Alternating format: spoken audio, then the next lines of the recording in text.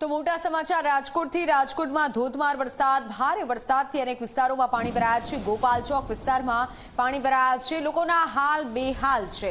રાજકોટમાં પણ પાણી ભરાયા છે, પાણી ભરાતા વાહન ચાલકો હેરાન પરેશાન થઈ રહ્યા છે। ખૂબ મુશ્કેલી રાજકોટ વાસીઓને પડી રહી છે।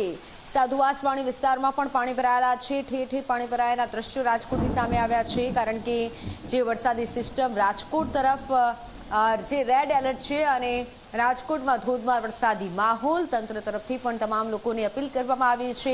બીજી તરફ લોકો જે વાહન ચાલકો છે તે પણ લોકો અટવાયા હતા। પાણી ભરાતા વાહન ચાલકો હેરાન પરેશાન થયા છે। રાજકોટના અનેક એવા વિસ્તારો છે કે જ્યાં પાણી ભરાવાની શરૂઆત થઈ ચૂકી છે, પાણી ભરાયેલા છે ને આ વચ્ચે લોકો મુશ્કેલીમાં મુકાયા છે।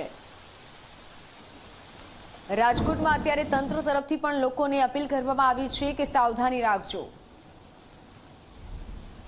રાજકોટમાં ગઈકાલે રાતથી લઈ અને અત્યાર સુધીમાં 3.25 ઇંચ જેટલો વરસાદ છે તે વરસ્યો છે ને હજુ પણ ધીમી ધારે વરસાદ છે તે વરસી રહ્યો છે ને તેને કારણે અનેક વિસ્તારોમાં રોડ ઉપર પાણી ભરાવાની સમસ્યાઓ છે તે સામે આવી છે। જે રીતના અત્યારે અમે ગોપાલ ચોક નજીક ઊભા છીએ કે ત્યાં દ્રશ્યોની અંદર જુઓ કે સોમનાથ સોસાયટી આસપાસનો જે વિસ્તાર છે કે ત્યાં પાણી છે તે ભરાયા છે ને તેને કારણે વાહન ચાલકોને અવર જવરમાં પણ મુશ્કેલીઓ છે તે પડી રહી છે। શહેરમાં રાજકોટ મહાનગરપાલિકા દ્વારા દાવાઓ છે તે કરવામાં આવ્યા છે કે જે 72 જેટલા સ્પોટ છે તે નક્કી કરવામાં આવ્યા છે કે ત્યાં જે ડ્રેનેજના હોલ હોય છે તે ખોલી દેવામાં આવ્યા છે અને ત્યાં 3 લોકોને નોકરી ડ્યુટી છે તે ફાળવવામાં આવી છે।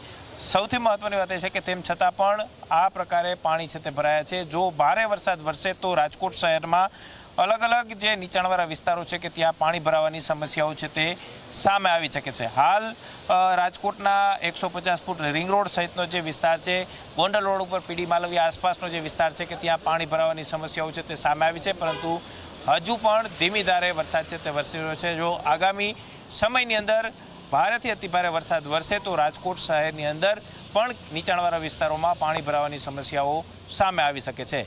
કેમેરા પર્સન ઉદય પવાર સાથે ગૌરવ દવે, ઝી મીડિયા, રાજકોટ।